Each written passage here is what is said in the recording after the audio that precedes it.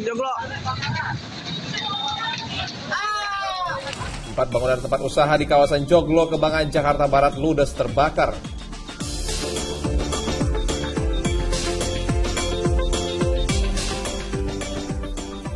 Polisi menangkap seorang pria yang diduga ikut dalam aksi pembakaran seorang wanita hingga tewas.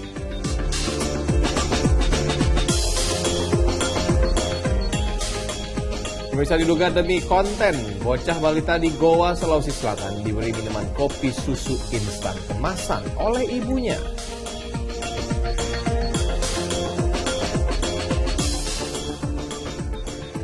Aksi penjambretan ponsel seorang pengemudi mobil terjadi di tengah keramaian lalu lintas ibu kota.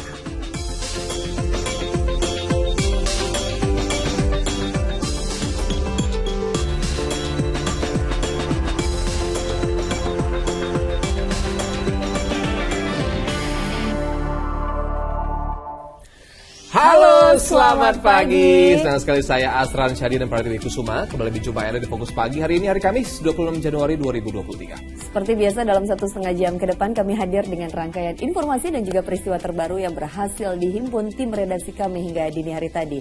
Kita awali informasi di pagi hari ini pemirsa, di mana 4 bangunan yang dijadikan tempat usaha di kawasan Joglo, Kembangan, Jakarta Barat ludes terbakar. Diduga api pertama kali muncul dari bengkel las dan merambat ke bangunan lainnya. Kebakaran di lapak joglo. Kebakaran di lapak joglo. Kobaran api disertai asap tebal membumbung tinggi di Jalan Lapangan Merah, Joglo, Jakarta Barat, Rabu sore. Banyaknya bahan yang mudah terbakar membuat api dengan cepat melahap 4 bangunan yang dijadikan tempat usaha itu. Tak hanya melumat bangunan, si jago merah juga menghanguskan 4 unit kendaraan yang terparkir di lokasi. Api pertama kali muncul dari bengkel las, kemudian merambat ke bangunan yang ada di sebelahnya. Guna mengetahui penyebab pasti kebakaran, Polsek Kembangan memasang garis polisi untuk penyelidikan. Yang terbakar ini ada beberapa kios ya, ada bengkel las, ada WO, dan ada konveksi gitu. Jadi untuk penyebab api pertama sedang dalam penyelidikan, informasi dari kios yang tengah gitu. Jadi dari apa kita sedang dalam penyelidikan. Sebanyak 16 unit mobil damkar dikerahkan ke lokasi. Namun akses jalan yang sempit serta minimnya sumber air membuat upaya pemadaman terkendala. Tidak ada korban jiwa maupun luka, namun kerugian ditaksir mencapai ratusan juta rupiah. Muhammad Nur melaporkan dari Jakarta. Diduga akibat korsleting listrik dari salah satu ruangan, 2 gudang mebel dan 2 rumah terbakar di Pasuruan, Jawa Timur. Hampir seluruh barang perabotan rumah tangga yang diproduksi di gudang tersebut hangus.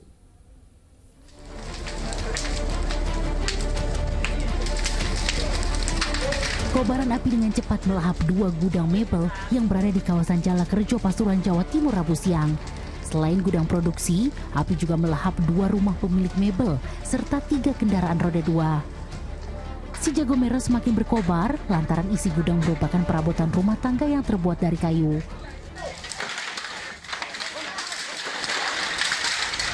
Para pekerja yang panik berusaha memadamkan api dengan alat seadanya. Mereka juga berusaha menyelamatkan bahan baku mebel yang masih tersisa. Kebakaran ini diduga akibat korsleting listrik dari salah satu gudang produksi. Listriknya mati. Salah satu karyawan itu mungkin hidupin. Mungkin korsleting listrik. Tapi kan di bawahnya ada sepo. Yang kena pertama itu sepo. Langsung merambat apinya. Adanya suara ledakan berkali-kali membuat warga yang rumahnya berdekatan panik menyelamatkan diri. Saya lihat di sini udah panik, udah besar di sini mas, saya nggak tahu. Ada suara ledakan apa enggak? Ya, Api berhasil dijinakan setelah 3 unit mobil pemadam kebakaran dikerahkan ke lokasi kejadian. Tidak ada korban jiwa dalam insiden itu, namun kerugian ditaksir hampir 1 miliar rupiah. Dandi Ari Gafur melaporkan dari Pasuruan, Jawa Timur. Polisi menangkap seorang pria yang diduga ikut dalam aksi pembakaran seorang wanita hingga tewas di Sorong, Papua Barat Daya. Polisi kini memburu sejumlah pelaku lain, terutama orang yang menyiram bensin ke tubuh korban.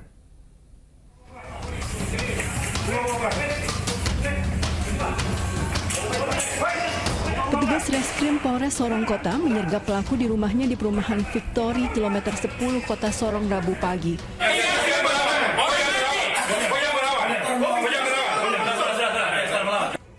Pelaku tak berkutik saat sejumlah polisi tiba-tiba menggerebek rumahnya. Ia pasrah saat digiring ke Mapolresta Sorong untuk menjalani pemeriksaan. Dia perannya sebagai pembakar dan pelaku utama ini, pelaku utama. Jadi dia menyiramkan bensin sekaligus dia pembakar. Kita lagi kembangkan untuk tersangka-tersangka lainnya. Yang mudah-mudahan dalam waktu dekat teman-teman bisa segera kita tangkap semua. Polisi kini memburu sejumlah pelaku lain, terutama orang yang menganiaya, menyiram bensin ke tubuh korban, dan memprovokasi warga saat korban melintas Selasa siang. Mengerikan nih, diduga penculikan anak. Peristiwa yang menewaskan korban berawal saat puluhan warga kompleks Kokoda Kota Sorong menganiaya seorang wanita lalu membakarnya hidup-hidup.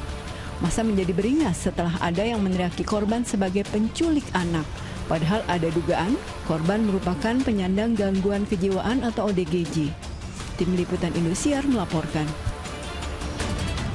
Usai kebarang azan subuh untuk wilayah ibu kota DKI Jakarta dan sekitarnya, kami akan hadir dengan sejumlah informasi menarik lain di antaranya. Ya, ini diduga demi konten, bocah balita di Goa, Sulawesi Selatan diberi minuman kopi susu instan kemasan oleh ibunya.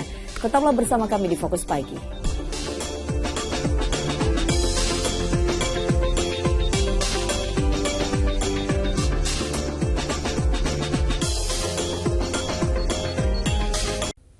Ya, selamat menunaikan ibadah sholat subuh khususnya bagi Anda warga ibu kota DKI Jakarta dan sekitarnya. Ya, kita lanjutkan informasi di pagi hari ini, pemirsa. Banjir yang menerjang Nagari Ulakan Tapakis, Padang Pariaman, Sumatera Barat menyisakan sampah dan lumpur tebal hingga warga kesulitan membersihkannya. Sementara banjir luapan air sungai mengepung ratusan rumah warga di kota Pangkal Pinang, Kepulauan Bangka Belitung.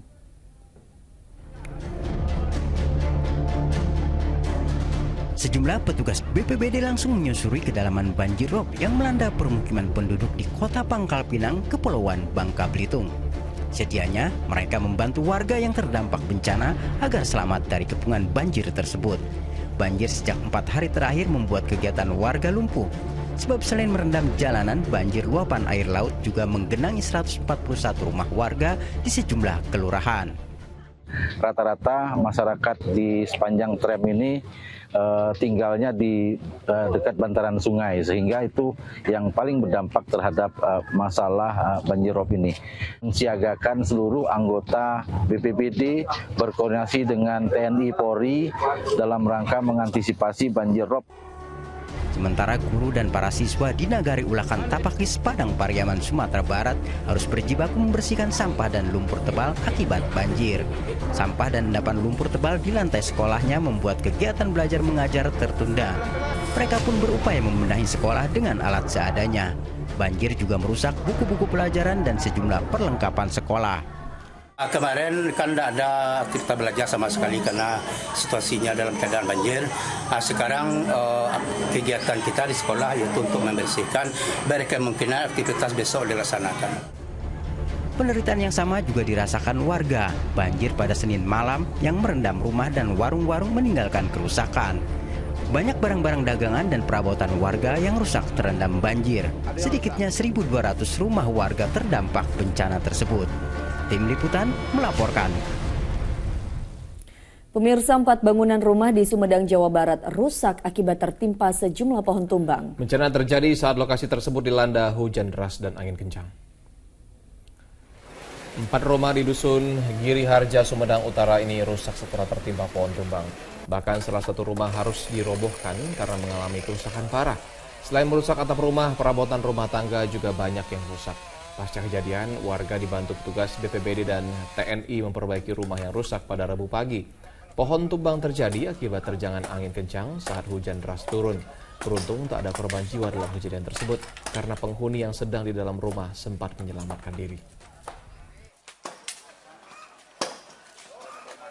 Alhamdulillah tidak ada korban jiwa dan pada saat itu sedang terjadi hujan. Untuk penanganan saat ini? Penanganan saat ini kami beserta Babinsa, unsur warga masyarakat sedang melaksanakan kerja bakti menangani rumah. Sementara itu longsor menimpa rumah warga di Desa Plajan, Jepara, Jawa Tengah. Saat peristiwa itu terjadi, hujan deras mengguyur kawasan tersebut.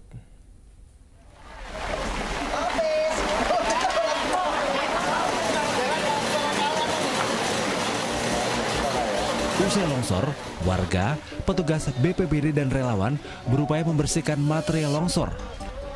Sebelumnya, tebing setinggi 6 meter ini longsor dan menimpa rumah milik Suyadi, warga Desa Plajan, Jepara, Jawa Tengah pada Selasa malam.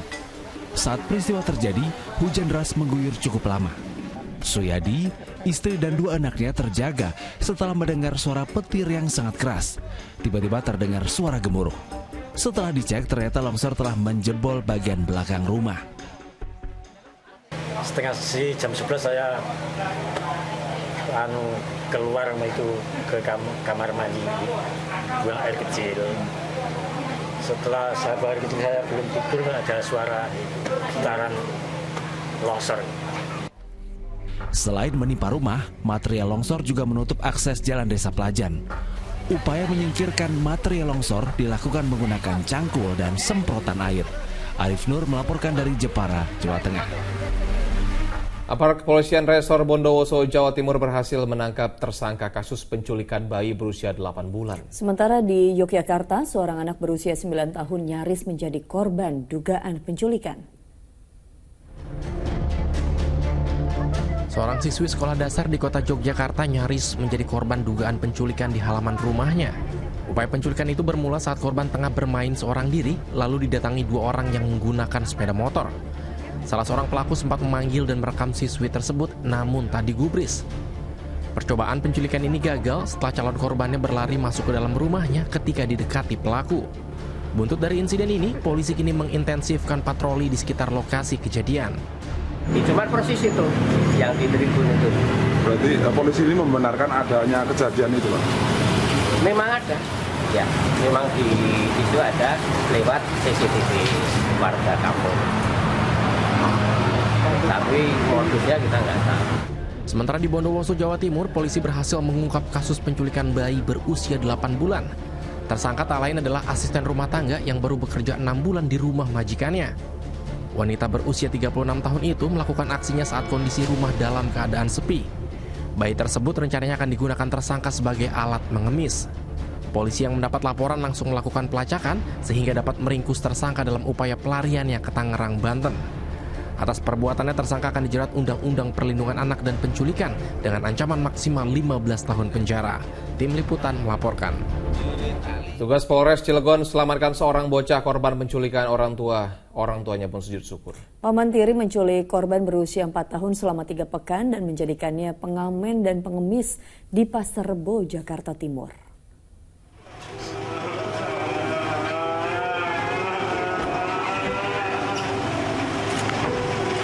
Orang tua langsung sujud syukur dengan penemuan anak yang sudah 3 pekan menjadi korban penculikan. Tangis haru kebahagiaan orang tua pecah pada Rabu dini hari saat Kapolres Cilegon AKBP Eko Cahyo Untoro keluar dari mobil dan menggendong bocah berusia 4 tahun ini.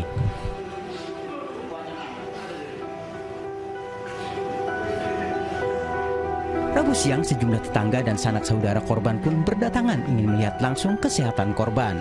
Selain itu, perwakilan dari instansi pemerintah, jaksa, dan polisi juga membawa hadiah boneka untuk korban.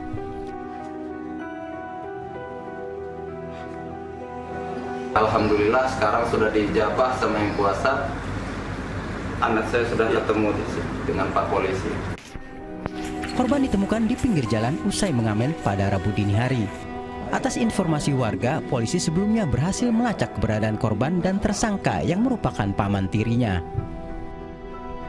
Dini hari pukul 02.00 kami melakukan hunting dan alhamdulillah pelaku dapat diamankan di wilayah hukum Polsek Pasar Minggu ya tanpa perlawanan. Begitu juga korban berhasil diselamatkan, diamankan dalam keadaan sehat. Seorang bocah perempuan menjadi korban penculikan seorang pria. Awalnya penculik yang merupakan saudara tiri ibu korban membawa bocah berusia 4 tahun ke sebuah pusat perbelanjaan di kawasan Kelurahan Wetan, Cilegon, Banten 2 Januari lalu. Ariel Maranus melaporkan dari kota Cilegon, Banten. Petugas Polres Cilegon tadi memang sudah kita lihat juga informasinya terkait penculikan keponakannya sendiri. Betul. Dan akhirnya orang tua juga sujud syukur. Di informasi selanjutnya pemirsa, di mana polisi ini kembali membongkar sebuah makam Halimah yang diduga korban pembunuhan berantai Wawon CS di kawasan Cililin, Kabupaten Bandung Barat, Jawa Barat. Jenazah Halimah yang merupakan istri tersangka Wawon dimakamkan sejak 2016 lalu.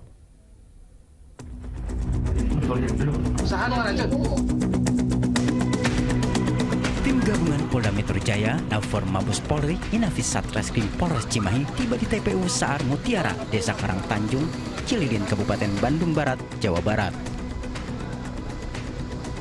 Puluhan personil polisi ini tiba dan langsung menuju makam Halimah, istri tersangka Wawon yang juga diduga menjadi korban pembunuhan berantai Wawon CS. Tim gabungan langsung ekshumasi atau menggelar penggalian jenazah yang sudah dikubur sejak 2016 secara tertutup.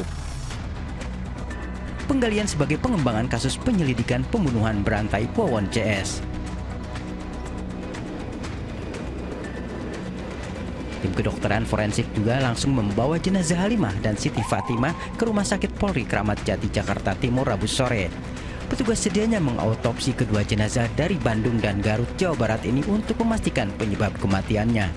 Jenazah yang akan kita bawa hari ini kita akan perdalam lagi dengan melalui pemeriksaan jenazah. Ada nggak tanda-tanda kekerasan atau tanda keracunan? Mudah-mudahan juga masih bisa, karena ini kan sudah beberapa tahun yang lalu.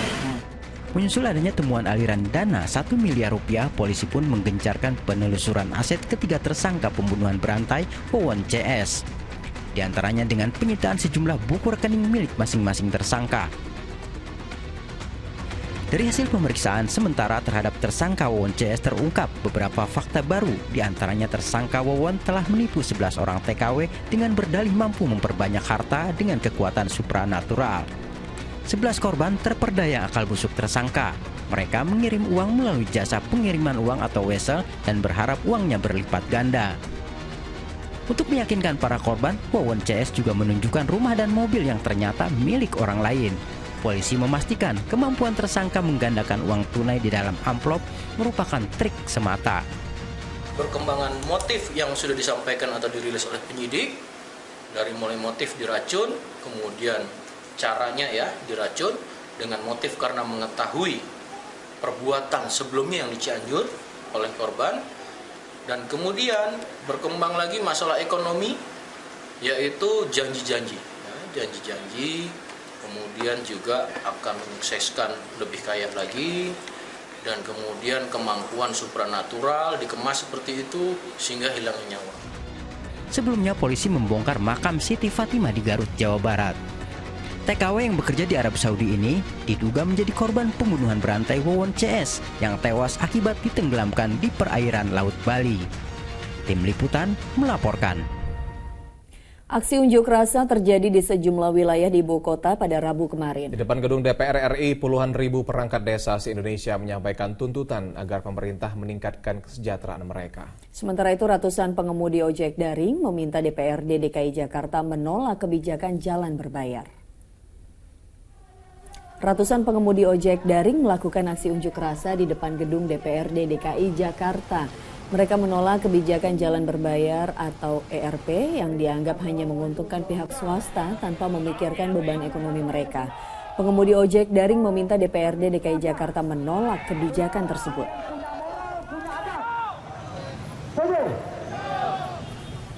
Sementara itu puluhan ribu perangkat desa se-Indonesia berkumpul di depan gedung DPR RI dalam rangka silaturahmi nasional Jilid 3. Massa menyampaikan tuntutan kepada DPR RI dan pemerintah tentang kejelasan status perangkat desa dan meminta meningkatkan kesejahteraan. Hal ini meliputi pemberian gaji ke-13 dan 14 serta penerapan secara merata nomor induk aparat perintah desa.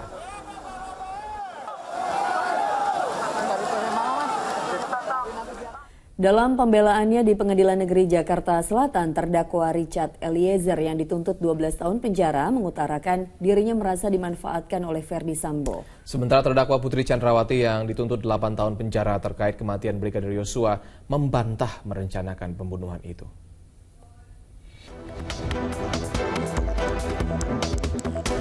Dalam Dalam sidang di Pengadilan Negeri Jakarta Selatan Rabu siang, terdakwa Putri Chandrawati dengan terisak-isak membacakan nota pembelaannya yang berjudul Surat dari Balik Jeruji, jika Tuhan mengizinkan saya ingin memeluk kembali putra-putri kami. Dalam pledoinya, Putri mempertanyakan mengapa ia dituding menjadi dalang pembunuhan Brigadir Yosua yang saat itu merupakan ajudan suaminya. Putri membantah melakukan perencanaan pembunuhan terhadap korban yang dianggapnya sebagai keluarga sendiri. Dan patutkah saya dipersalahkan seolah-olah saya adalah dalang pembunuhan, padahal saya tidak pernah berniat ataupun ikut melakukan perbuatan pembunuhan terhadap Yosua. Dalam sidang ini, terdakwa Putri Chandrawati juga memohon kepada majelis hakim agar dibebaskan dari segala tuntutan dan mengeluarkannya dari rumah tahanan Kejaksaan Agung Cabang Salemba. Dalam kasus pembunuhan berencana, Putri dituntut 8 tahun penjara oleh jaksa penuntut umum. Di ruang sidang yang berbeda, terdakwa Richard Eliezer alias Baradae yang dituntut 12 tahun penjara karena didakwa terlibat pembunuhan berencana terhadap Brigadir Yosua juga memberikan pembelaannya. Kepada majelis hakim yang diketuai Wahyu Imam Santoso, Eliezer membacakan pledoinya yang diberi judul Apakah Harga Kejujuran Harus Dibayar 12 Tahun Penjara. Eliezer mengaku kecewa dan merasa diperalat oleh Verdi Sambo dalam kasus kematian Brigadir Yosua. Padahal ia sangat menghormati dan setia kepada atasannya itu. Di usia saya ini tidak pernah terpikirkan ternyata oleh atasan saya, di mana saya bekerja memberikan pengabdian kepada seorang jenderal berpangkat bintang 2 yang sangat saya percaya dan saya hormati, di mana saya yang hanya seorang prajurit rendah berpangkat barada yang harus mematuhi perkataan dan perintahnya. Ternyata saya diperalat, saya dibohongi dan disia-siakan. Bahkan kejujuran yang saya sampaikan tidak dihargai, malahan saya dimusuhi. Begitu hancurnya perasaan saya dan goyahnya mental saya. Sangat tidak menyangka akan mengalami peristiwa menyakitkan seperti ini dalam hidup saya. Sebagai personel BRIMOB yang berlatar belakang para militer, Eliezer dididik untuk patuh dan tidak mempertanyakan perintah atasan. Karena itu, terdakwa tidak kuasa menolak Sambo yang memerintahkannya menembak korban. Tetapi kepatuhan itu justru berbalik menyerangnya. Ia tidak menduga dan mengharapkan peristiwa itu menimpa dirinya. Tim Liputan melaporkan dari Jakarta. Pemirsa, masyarakat dikejutkan dengan beredarnya video bocah balita yang diberi minuman kopi susu instan kemasan. Diduga sang ibu melakukan hal ini untuk mendapatkan simpati dari masyarakat. Selengkapnya dalam segmen Indonesia Viral.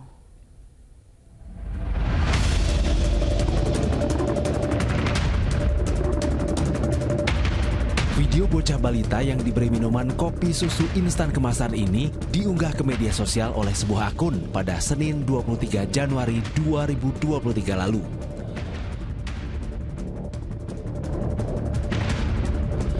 Unggahan itu pun dengan cepat beredar luas di masyarakat dan masuk dalam sejumlah pemberitaan media nasional.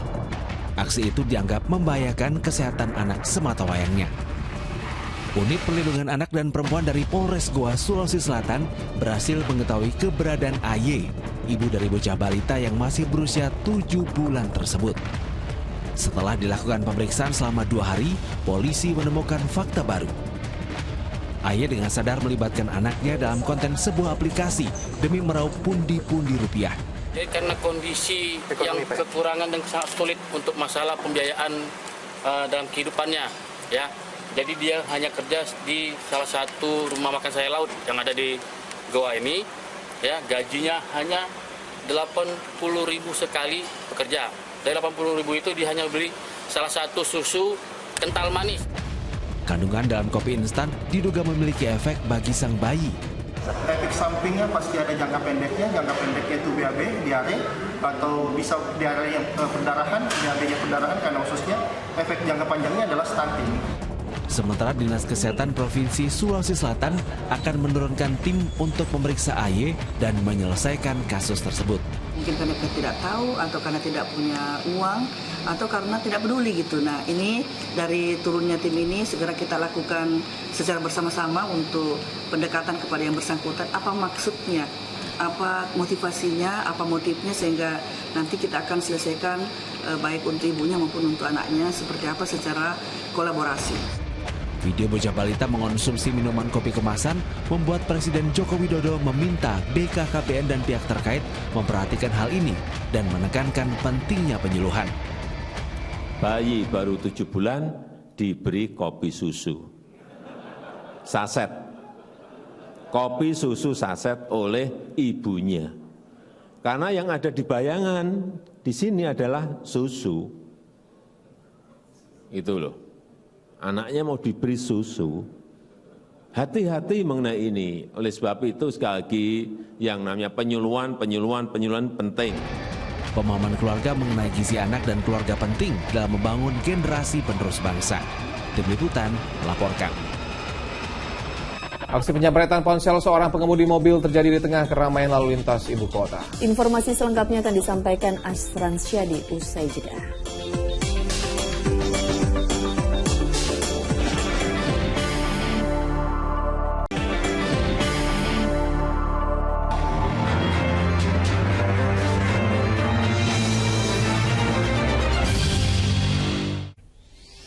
Aksi penjamretan terjadi di tengah keramaian lalu lintas ibu kota. Pelaku merampas ponsel seorang pengemudi mobil yang tengah terjebak kemacetan lalu lintas di Kemayoran, Jakarta Pusat. Aksi pria merampas ponsel milik seorang pengemudi mobil di Jalan Gunung Sahari Raya, Kemayoran, Jakarta Pusat terekam kamera milik warga. Kaca jendela mobil yang terbuka memudahkan pelaku melancarkan aksi kejahatannya. Peristiwa terjadi ketika korban asik bermain ponsel saat terjebak kemacetan. Diduga pelaku yang berkendara sepeda motor dari arah berlawanan sudah mengincar dan menunggu saat korban lengah. Pengemudi mobil naas itu pun berupaya mengejar namun tak berdaya lantaran macet dan pelaku kabur ke arah berlawanan dengan sepeda motor. Polisi yang mendapat laporan kejahatan itu kini memburu pelaku.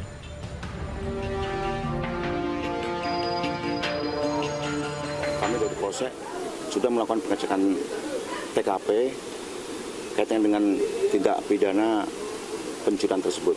Kami sudah melakukan pengecekan CCTV, mencari saksi-saksi, dan saat ini kami masih melakukan pendalaman. Dua tersangka perampokan sopir taksi online di Surabaya, Jawa Timur dilumpuhkan polisi. Akibat perampokan ini, sang sopir menderita luka parah di leher dan tangannya karena terkena sabetan senjata tajam.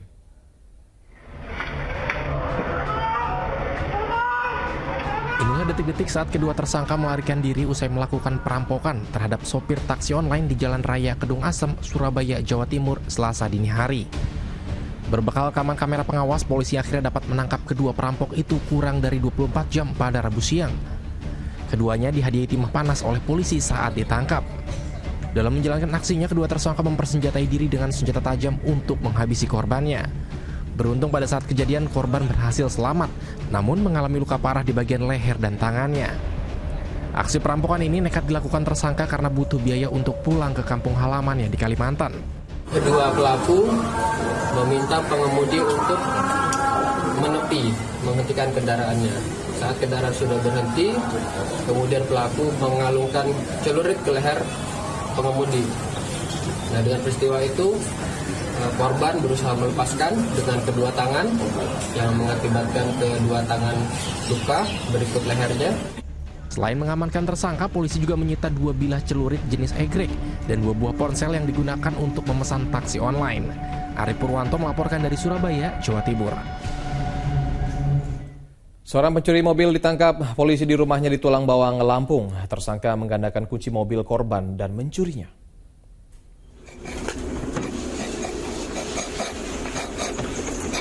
Rumah pencuri mobil di Gedung Aji Baru, Tulang Bawang, Lampung, Rabu siang digerebek polisi. Tersangka bernama Maulana ditangkap tanpa melawan. Penangkapan pria berusia 26 tahun ini mengejutkan keluarganya. Saat diinterogasi polisi di rumah, Maulana mengakui perbuatannya. Mobil yang dicuri itu belum dijual dan dititipkan di rumah salah satu temannya. Maulana kemudian dibawa ke tempat parkir mobil yang dicurinya.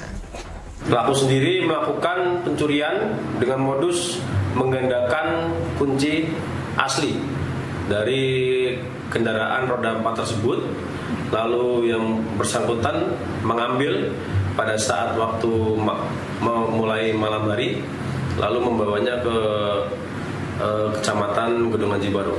Untuk kepentingan penyidikan, mobil yang dicuri Maulana disita sementara oleh polisi sebelum dikembalikan ke pemiliknya. Atas perbuatannya, pelaku terancam hukuman 7 tahun penjara. Aris Susanto melaporkan dari Tulang Bawang, Lampung. Bocah perempuan berusia 2 tahun yang tewas mengenaskan dengan sejumlah luka di kawasan Durensawit, Jakarta Timur ternyata dianiaya oleh ibu kandungnya. Sang ibu tega menganiaya buah hatinya hanya lantaran korban kerap menangis.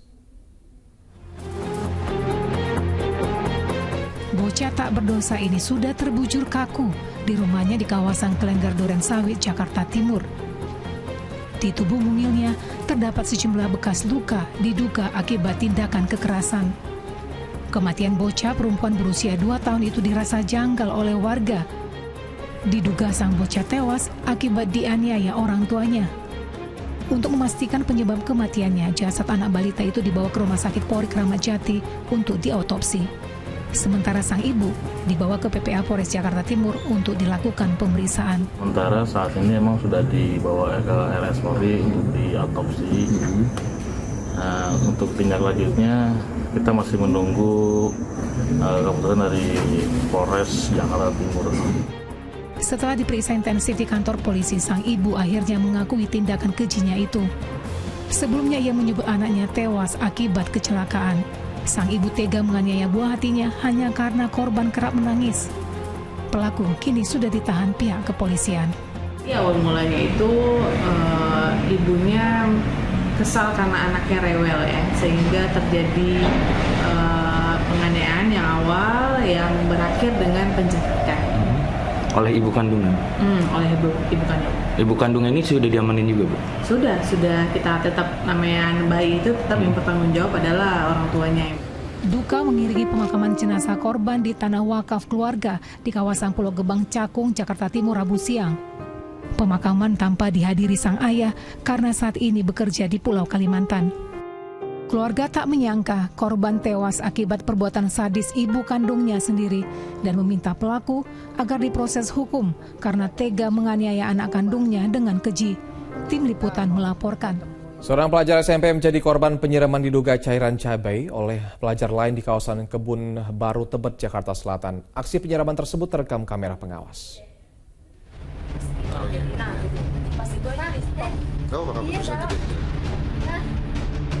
Saat sedang berjalan kaki bersama temannya usai pulang sekolah, seorang pelajar SMP tiba-tiba disiram diduga cairan cabai oleh pelajar lain yang mengendarai motor di Gang 10, Kebun Baru, Tebet, Jakarta Selatan. Kejadian ini terekam kamera pengawas. Korban pun berlari menyelamatkan diri dan masuk ke rumah salah satu warga untuk meminta pertolongan. Si korban saya cari, kemana larinya nih si korban? Nggak tahu si korbannya minta tolong ke rumah Bu Haji Aliyah itu. Langsung palanya dicuci dia itu. Pasca menjadi korban penyiraman diduga cairan cabai, pada hari Rabu korban memilih beristirahat di rumahnya. Walaupun tak menimbulkan luka terbuka di bagian wajah dan badan, namun peristiwa tersebut membuat korban syok. Sementara pihak kepolisian sektor Tebet telah mendapatkan laporan penyiraman diduga cairan cabai dan saat ini masih dalam proses penyelidikan. Katanya itu air cabai apa seperti itu katanya, air dicampur cabai. Tapi kita belum menemukan cairannya kan sudah tidak ada ya. Jadi makanya ini kenapa masih dalam proses penyelidikan. Polisi juga belum bisa memastikan cairan apa yang digunakan pelaku karena barang bukti cairan di TKP sudah mengering. Juan Teruna melaporkan dari Jakarta. Direktorat Narkotika Bareskrim Polri mengungkap sindikat peredaran narkoba jenis sabu-sabu seberat 149 kg jaringan Malaysia-Indonesia melalui perairan Aceh. Peredaran narkotika dari Malaysia ke Indonesia melalui perairan Aceh, tepatnya di Biren dan Pidi, terungkap. Polisi menyita 149 kg narkotika jenis sabu dalam kapal di Pidi Jaya Aceh hari Minggu kemarin. Petugas juga meringkus 5 orang tersangka yang berperan sebagai kurir. Sementara otak pengendali kurir ditangkap di kawasan Depok, Jawa Barat. Para tersangka dijerat Undang-Undang Narkotika dengan ancaman maksimal hukuman mati. Tertangkap basah saat berkomplot mencuri tas pedagang ikan di Pasar Ngawi, Jawa Timur, seorang nenek nyaris diamuk massa.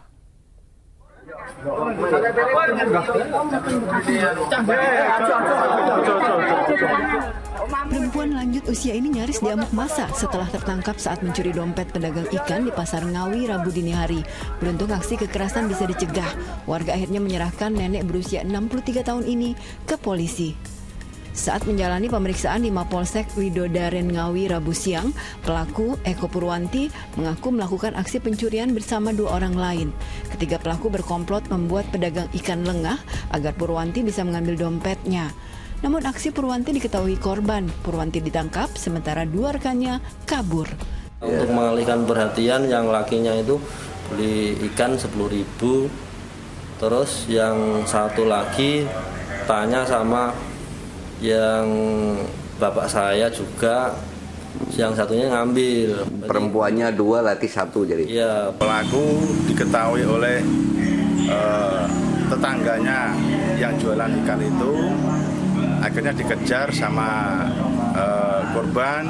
Akhirnya ditemukan bahwa orang tersebut membawa tas milik korban yang berisikan tersebut tadi. Polisi mengamankan barang bukti berupa dompet curian yang diantaranya berisi uang tunai 5 juta rupiah. Sementara 2 rekan Purwanti masih terus diburu. Pelaku akan dijerat pasal tentang pencurian yang ancaman hukumannya 9 tahun penjara. Dirgo Suyono melaporkan dari Ngawi, Jawa Timur. Seorang pria melakukan aksi eksibisionis di tengah permukiman warga di Cakung, Jakarta Timur. Petugas menunggu laporan warga yang menjadi korban atas aksi pelaku. Seorang pria yang bekerja sebagai pengamen badut ini melakukan aksi eksibisionis di tengah permukiman warga di Kampung Pangarengan, Cakung, Jakarta Timur hari Selasa lalu. Ulah pelaku ini membuat warga resah lantaran nekat mengeluarkan organ vitalnya. Belum diketahui motif dari aksi pria ini. Takutnya ya anak kecil kan gitu udah maklum ya. Dianya mungkin lampiasinya lah anak kecil gimana gitu. Saya juga sebagai orang tua yang punya anak juga resah. Maksudnya ya takut kejadian juga begitu. Mungkin aja sebelum kejadian harus ada tindak lanjut ya gitu. Petugas kepolisian sektor Cakung langsung melakukan penyelidikan dan mencari saksi-saksi untuk dilakukan pemeriksaan. Selain itu, petugas juga meminta korban membuat laporan kepolisian atas aksi eksibisionis yang dilakukan pelaku. Kita pasti sarankan, memang kita selalu di acara-acara Jumat Curhat itu jika ada kejadian sekecil apapun tetap melapor, biar kita bisa menyelidiki dan dapat keterangan dari saksi-saksi. Polisi mengimbau masyarakat melaporkan peristiwa yang meresahkan agar dapat ditindaklanjuti.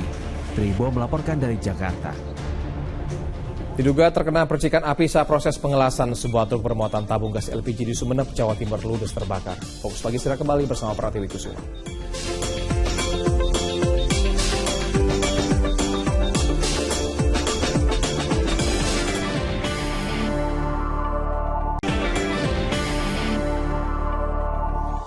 Anda kembali menyaksikan Fokus Pagi bersama saya Pratiwi Kusuma. Kita lanjutkan informasi di pagi hari ini.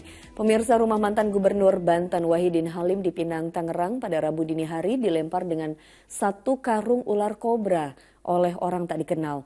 Dari rekaman kamera pengintai atau CCTV diketahui aksi tersebut dilakukan 2 orang yang berboncengan naik sepeda motor. Pagi-pagi sudah dapat kiriman ular kobra. Ada berapa kira-kira?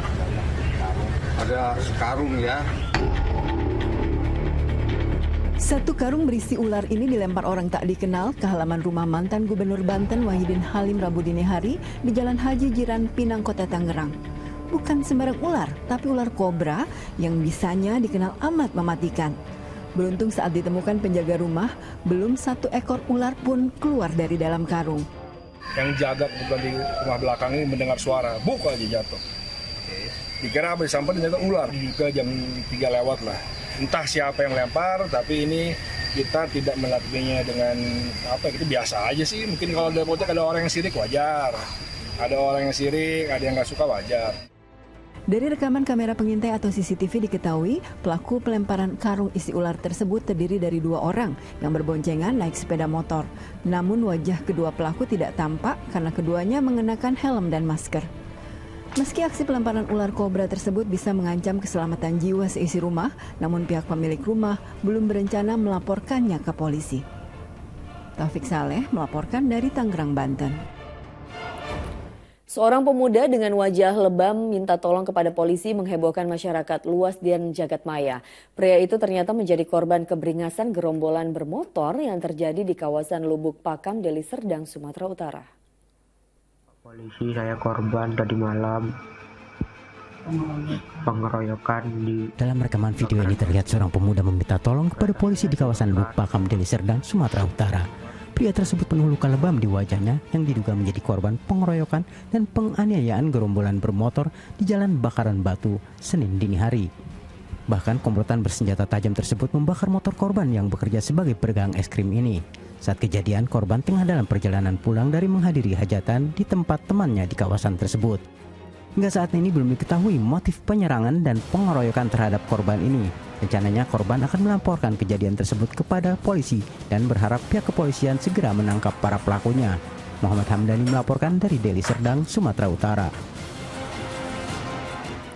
Sebuah truk bermuatan tabung gas LPG di Sumeneb, Jawa Timur ludes terbakar diduga terkena percikan api saat proses pengelasan. Kobaran api membuat warga tidak berani mendekat dan hanya bisa menyaksikan dari jauh. Kebakaran truk ini terjadi di Desa Bluto, Kecamatan Bluto, Kabupaten Sumeneb pada Rabu siang. Kobaran api yang besar membuat panik warga. Kebakaran ini bermula ketika sang sopir tengah memperbaiki truknya dengan cara mengelas bagian knalpot dan bodi truk. Namun naas saat proses pengelasan timbul percikan api yang menyambar salah satu tabung gas dan juga membakar sebuah sepeda motor warga. 3 unit mobil pemadam kebakaran dikerahkan untuk memadamkan api. Api baru bisa dipadamkan 1,5 jam kemudian.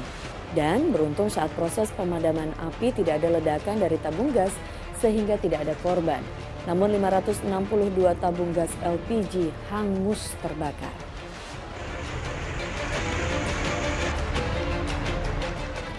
Pemirsa, usulan Menteri Agama agar biaya ongkos haji tahun 2023 mengalami kenaikan menjadi 69 juta rupiah membuat Majelis Ulama Indonesia atau MUI meminta agar Kementerian Agama mengkaji ulang biaya kenaikan tersebut. MUI juga berharap tidak ada beban tambahan bagi Badan Pengelola Keuangan Haji atau BPKH dalam pembiayaan calon jemaah. Wacana kenaikan biaya ongkos haji tahun 2023 yang diusulkan Menteri Agama Yakut Khalil Qaumas sebesar 69 juta rupiah dari tahun sebelumnya sebesar 39,8 juta membuat Majelis Ulama Indonesia atau MUI meminta agar Kementerian Agama mengkaji ulang biaya tersebut. Wakil Ketua Umum MUI Anwar Abbas meski pihaknya mengakui adanya kenaikan harga akibat melonjaknya biaya penerbangan, akomodasi di Kota Mekah dan Madinah, kenaikan 100% sebaiknya harus kembali didiskusikan DPR RI. Tujuannya agar terdapat nilai yang pas bagi para jemaah dan tidak membuat beban tambahan bagi Badan Pengelola Keuangan Haji atau BPKH Kementerian Agama. Kalau seandainya BPKH itu bisa misalkan menaikkan menjadi 6% ya, maka menurut saya ya biaya yang ditanggung oleh jamaah tidak sampai 69,7, mungkin hanya sekitar 53,9 juta. Dan kalau seandainya bisa 7%, maka kemungkinan besar ya dana yang akan ditanggung oleh jamaahnya 44,9 juta ya. Dan kalau seandainya bisa marginnya 8% ya berarti dana yang ditanggung oleh Sementara itu Presiden Joko Widodo angkat bicara mengenai wacana kenaikan biaya haji yang dibayarkan jemaahnya menjadi 69,2 juta rupiah. Kepala negara menegaskan rencana tersebut belum final dan masih dalam kajian.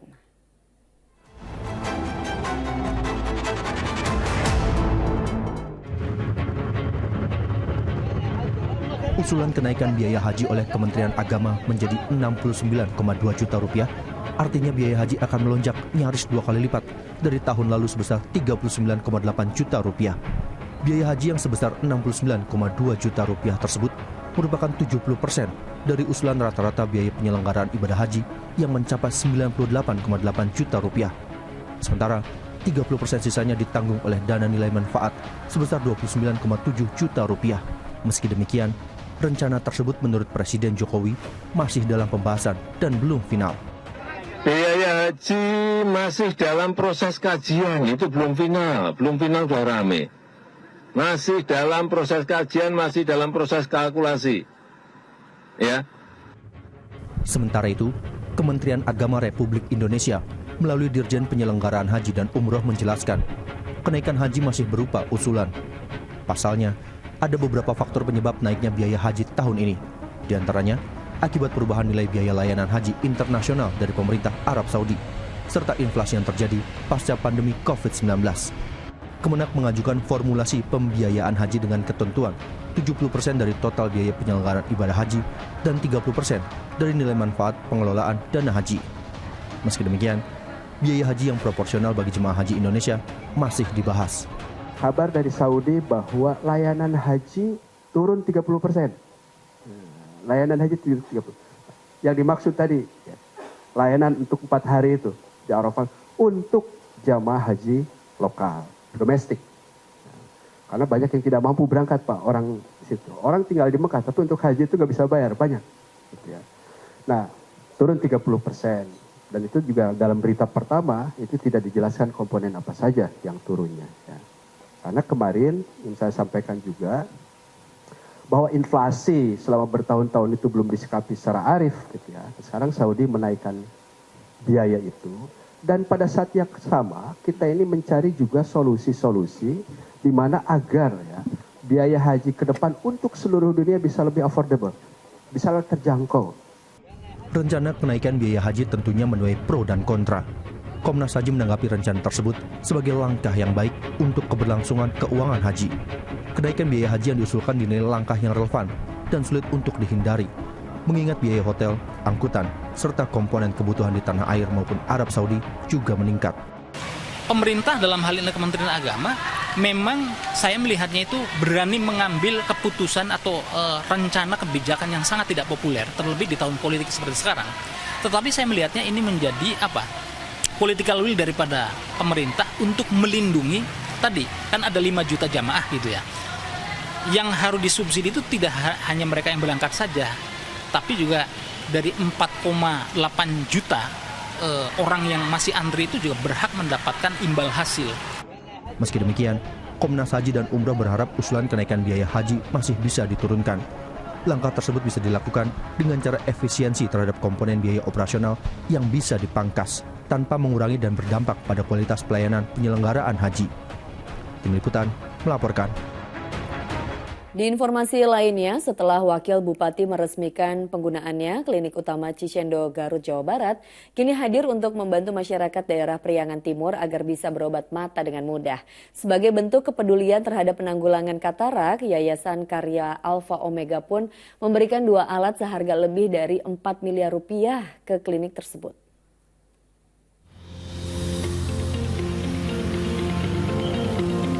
Inilah Klinik Utama Cicendo yang dibangun di wilayah Garut, Jawa Barat. Setelah Wakil Bupati Garut Helmi Budiman meresmikan penggunaannya, klinik ini akan menjadi rujukan bagi penderita penyakit mata di wilayah Priangan Timur. Kehadiran klinik Cicendo memudahkan berobat sehingga masyarakat tak perlu jauh-jauh ke Bandung. Sebagai bentuk kepedulian pembina dan pendiri Yayasan Alfa Omega Edi Sariatmaja dan Sofi Sariatmaja terhadap penanggulangan penyakit mata katarak, klinik ini pun mendapat bantuan 2 unit alat untuk operasi mata, yaitu pakomulsifikasi senilai 1,2 miliar rupiah dan operating mikroskop opmi Lumera senilai 3,52 miliar rupiah. Dengan sembuhnya penderita dari katarak, maka mereka bisa kembali beraktivitas ekonomi bagi dirinya maupun keluarga. Kecil manfaat bagi individu, namun besar manfaatnya bagi keluarga. Ibu Sunarsi sebagai perwakilan Yayasan Alfa Omega menyerahkan langsung kedua alat tersebut. Ini adalah alat terbaik dan canggih yang merupakan hibah dari Yayasan Karya Alfa Omega, Bapak Edi Sariatmaja, yang tentu juga ini sekaligus ucapan terima kasih saya kepada yayasan dan juga kepada beliau atas hibahnya, dan mudah-mudahan diganti dengan yang lebih banyak, yang lebih berlimpah, dan mudah-mudahan juga bermanfaat bagi masyarakat kami. Harapan ke depan, kehadiran klinik utama Cicendo di Garut, Jawa Barat semakin mempermudah masyarakat untuk berobat mata dan semakin banyak kesempatan untuk operasi katarak. Menjadi cita-cita kami ya di Rumah Sakit Mata Cicendo sebagai pusat mata nasional, karena Jawa Barat ini luas dan banyak penduduknya, jadi harapannya adalah bagaimana mendekatkan pelayanan kesehatan mata ke masyarakat. Nah, yang pertama kami lakukan adalah membuat klinik mata utama Cicendo di Garut. Sementara Yayasan Alpha Omega menargetkan pengobatan penderita katarak untuk 10.000 pasien. Namun karena terkendala pandemi, baru tercapai 4.900-an pasien. Eko Setiabudi melaporkan dari Kabupaten Garut, Jawa Barat. Dan pemirsa, kita jeda dulu sejenak, sejumlah informasi penting dan menarik lainnya masih akan kami hadirkan. Tetaplah bersama kami di Fokus Pagi.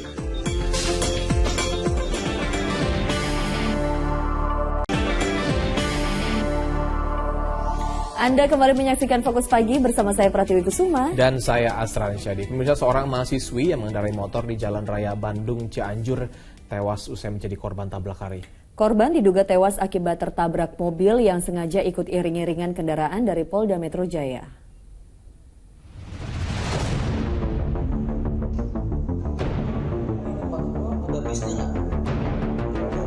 Rekaman kamera pengawas merekam kejadian saat iring-iringan kendaraan dari Polda Metro Jaya melaju dengan kecepatan sedang dari Jalan Raya Muardi Bypass menuju Jalan Raya Bandung Cianjur, Jawa Barat.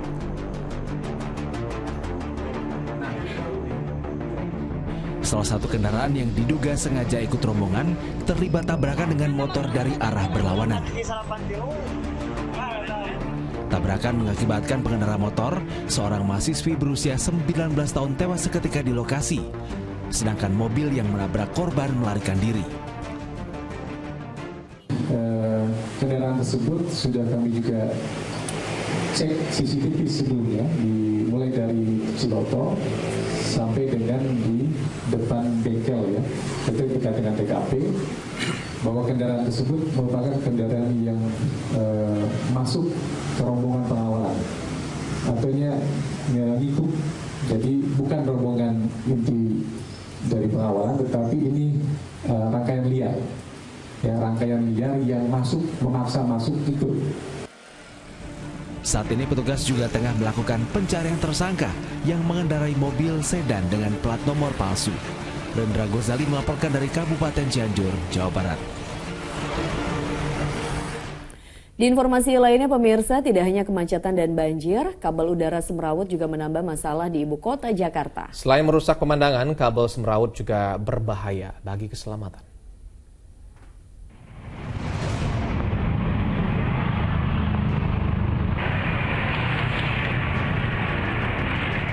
Di ruas Jalan Raya Pasar Minggu, Jakarta Selatan, kabel udara yang diduga milik PLN ini sangat tidak teratur. Bahkan sisa kabel udara dibiarkan melilit di tiang listrik, sehingga dapat membahayakan pengguna jalan. Pemandangan serupa juga terlihat di ruas Jalan Raya Mendut, Menteng, Jakarta Pusat. Kabel bahkan menjuntai dengan ketinggian sangat rendah. Banyaknya kabel udara tak tertata membuat warga meminta pemerintah Provinsi DKI Jakarta segera menertibkan melalui Dinas Bina Marga. Ya sebenarnya sih bahaya Bang, apalagi kalau anak-anak kecil gitu, apalagi kalau habis hujan terus tiba-tiba anak kecil megang kabelnya terus kayak kesetrum gitu, kayaknya sih bahaya banget sih Bang. Meski upaya revitalisasi kabel udara ke jalur tanah sudah dilakukan, sebaiknya pihak terkait memperketat pengawasan kabel udara. Hal ini untuk meminimalisir terjadinya kebakaran tiang listrik ataupun warga yang tersetrum akibat kabel tersebut. Don Vito Samarta melaporkan dari Jakarta. Operasi pasar murah yang digelar oleh Bulog di Pati, Jawa Tengah diserbu warga. Mereka berebut untuk mendapatkan beras dengan harga lebih murah dibandingkan harga pasaran.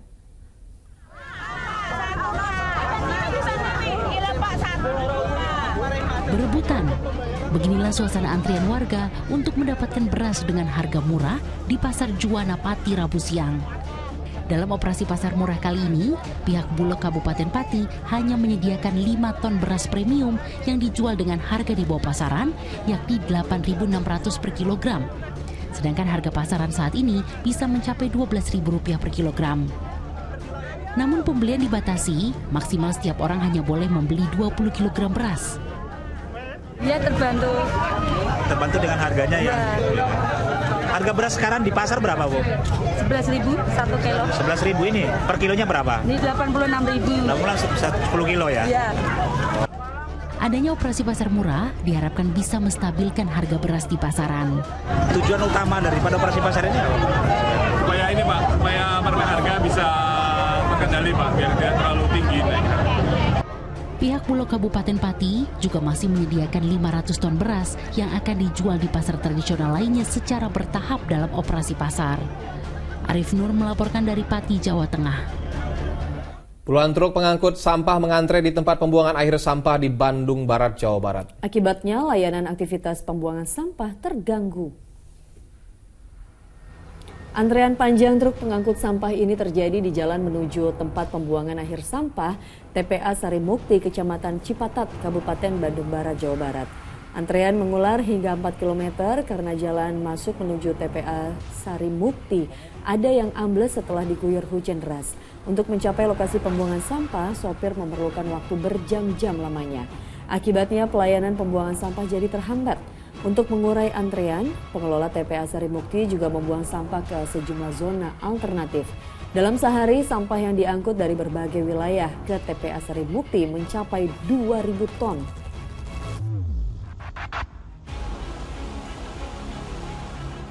Seekor buaya berukuran besar terlepas dari kandangnya di objek wisata Akar Seribu di Jepara, Jawa Tengah. Upaya evakuasi berlangsung cukup alot karena bobot buaya mencapai 400 kg.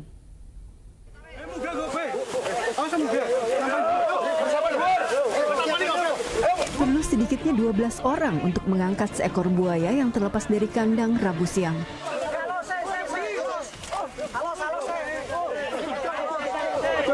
Sebelumnya, buaya milik objek wisata Akar Seribu di Desa Pelajan, Kecamatan Pakis Aji, Jepara ini terlepas dari kandangnya lalu bersembunyi di area persawahan sekitar. Petugas harus ekstra hati-hati saat menangkap buaya. Awalnya petugas menjerat lehernya dengan tali lalu menutup matanya agar buaya tidak agresif. Setelah bisa melumpuhkan buaya, petugas masih terkendala bobot buaya yang mencapai 400 kg. Untuk kendala kita untuk proses evakuasinya karena di posisi di persawahan dan posisi mengarah ke jalan aspal ini lereng, jadi agak kesulitan saat proses evakuasinya karena kondisinya licin. Buaya terlepas setelah dinding kandangnya jebol, diduga akibat diterjang aliran air. Diketahui warga sekitar jam 5 pagi. Itu di mana, Mbak? Di sawah, sudah di sawah. Karena tadi malam kan diguyur hujan sangat deras. Terus ada warga yang melintas, "Mbah, boyomu wis ning sawah." Lho, aku mau terus kuat metu. Perlu waktu sekitar 3 jam bagi petugas untuk menangkap dan mengevakuasi buaya. Terlepasnya, buaya ini bukan kali pertama setelah insiden serupa terjadi tahun 2018 silam. Rencananya pihak pengelola wisata akan mengembalikan buaya ini ke kantor BKSDA Jawa Tengah. Arif Nurrohman melaporkan dari Jepara, Jawa Tengah. Masuknya reptil buas ke permukiman kembali meresahkan warga. Di Kabupaten Tuban, Jawa Timur, seekor ular piton bersembunyi di gorong-gorong saluran air. Ya, sementara di Jombang, ular sanca kembang sepanjang 4 meter menyerang warga saat akan ditangkap.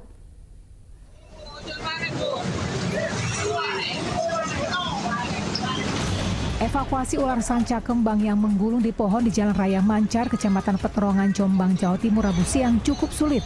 Meski sejumlah warga sudah berjibaku menangkapnya.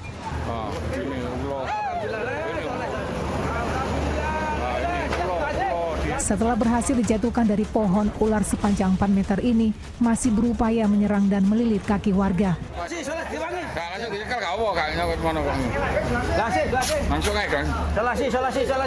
Setelah berusaha keras, ular berbobot 15 kg itu akhirnya berhasil ditangkap dan dimasukkan dalam kantong sebelum diambil oleh petugas BPBD.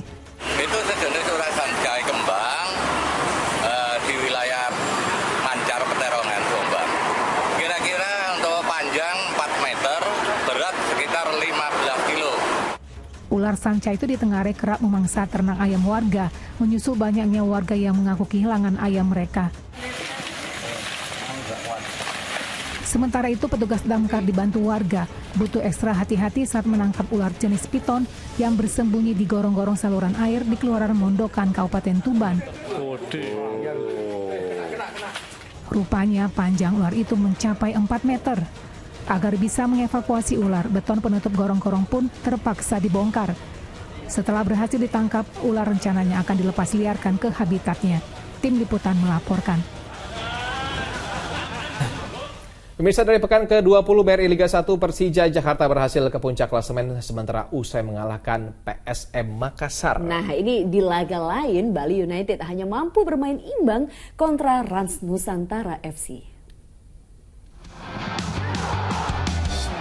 Partai akbar tersaji di pekan ke-20 BRI Liga 1 saat Persija Jakarta menjamu PSM Makassar di Stadion Patriot Candrabaga, Bekasi, Jawa Barat, Rabu sore. Persija yang tampil ofensif unggul 2-0 di babak pertama berkat gol Abdullah Yusuf Helal di menit 21 dan Aji Kusuma di menit 36. Di interval kedua, Persija masih tampil dominan. Aji Kusuma menambah gol di menit 54. Disusul Yusuf Helal di menit 82. Adapun PSM cuma membalas 2 gol melalui lesakan Everton Nascimento di menit 68 dan Rashid Bakri saat injury time. Menang 4-2, Macan Kemayoran mengudeta PSM dari puncak klasmen dengan koleksi 38 poin. Sementara itu, hujan gol tersaji di laga Rans Nusantara FC kontra Bali United di Stadion Pakansari, Kabupaten Bogor, Jawa Barat. Di paruh awal laga, 6 gol tercipta. Bali United mencetak gol lewat Ilyas Pasoyevic di menit ketiga, Irfan Jaya di menit 19, dan Sandi Sute di menit ke-44. Adapun Rans mencetak gol lewat Dwi gol Mitsuru Maruoka pada menit 23 dan 27. Serta Edo Febriansah di menit 36. Di interval kedua, Rans sempat unggul lewat gol Makan Konate di menit 76. Namun misi Rans meraih 3 angka buyar setelah winger Bali United Muhammad Rahmat melesatkan gol di menit ke-90. Imbang 4-4, Serdadu Tridatu tertahan di posisi kelima dengan raihan 35 angka, sedangkan Rans di peringkat 16 dengan koleksi 17 poin.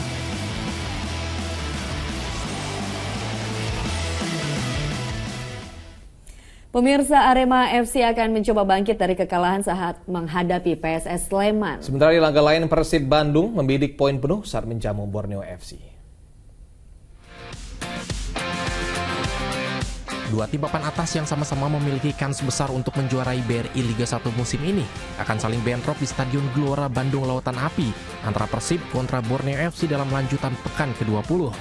Maung Bandung saat ini berada di urutan ketiga klasmen sementara.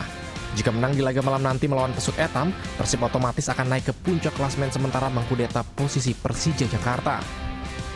Sementara di kubu seberang, Borneo bertekad mematahkan rekor apik Persib yang tak terkalahkan di 11 laga terakhir. Ketiadaan bek utama Persib, Nick Wipers, yang terkena akumulasi kartu akan dimanfaatkan dengan baik oleh Borneo untuk membawa pulang poin dari Bandung.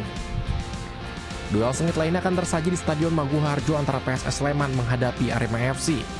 Elang Jawa bisa dibilang dalam performa yang lebih baik. Pasalnya sang lawan Singoedan dalam performa negatif yang selalu menelan kekalahan di 3 laga terakhir. Kondisi ini seharusnya dapat dimanfaatkan PSS untuk meraih poin penuh di hadapan para pendukungnya, sekaligus mendongkrak posisi PSS dari papan bawah. Tim Liputan melaporkan.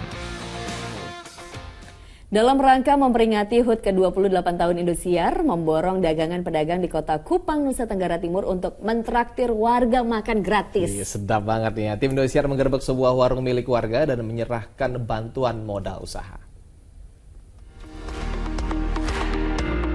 Warga di kota Kupang, Nusa Tenggara Timur memadati salah satu warung makan yang berada di Kelurahan Kolhua, Kecamatan Maulafa untuk makan gratis yang ditraktir Indosiar.